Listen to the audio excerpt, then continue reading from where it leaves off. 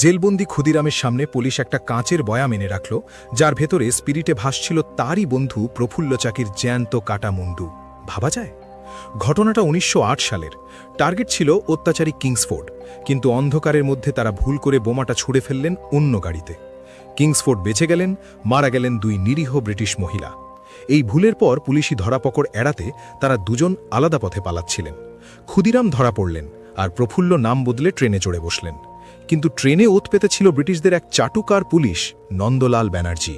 সে ১,০০০ টাকা পুরস্কারের লোভে মোকামা স্টেশনে প্রফুল্লকে পুলিশ দিয়ে ঘিরে ফেলল। প্রফুল্ল জ্যান্ত ধরা দেননি, নিজের রিভলভার দিয়েই নিজের প্রাণ উৎসর্গ করলেন। কিন্তু নন্দলালের লোভ তখনও মেটেনি। পাছে মৃতদেহ পচে গিয়ে পুরস্কার হাতছাড়া হয়, তাই সে প্রফুল্লর নিথর দেহ থেকে মাথাটা কেটে আলাদা করে দিল। তারপর সেটাকে স্পিরিটের বয়ামে ভরে পার্সেল করে কলকাতায় নিয়ে এলো। সেই কাটা মুন্ডুর বয়ামটা এনে রাখা হলো জেলবন্দি ক্ষুদিরামের সামনে। পুলিশ ভেবেছিল ১৮ বছরের ছেলেটা বন্ধুর এই অবস্থা দেখে ভয়ে সব গোপন কথা বলে দেবে। কিন্তু ক্ষুদিরাম ভয় পাওয়া তো দূর, গর্বের হাসি হেসে বলেছিলেন, হ্যাঁ, এটাই আমার ভাই প্রফুল্ল। ও কথা রেখেছে, ইংরেজদের ছোঁয়া গায়ে লাগতে দেয়নি। তবে ইতিহাস কাউকে ছাড়ে না।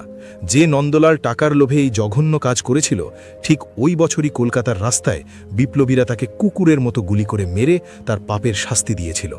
ভাবলে ঘৃণা হয় যে ওই নন্দলালও কিন্তু একজন বাঙালিই ছিল।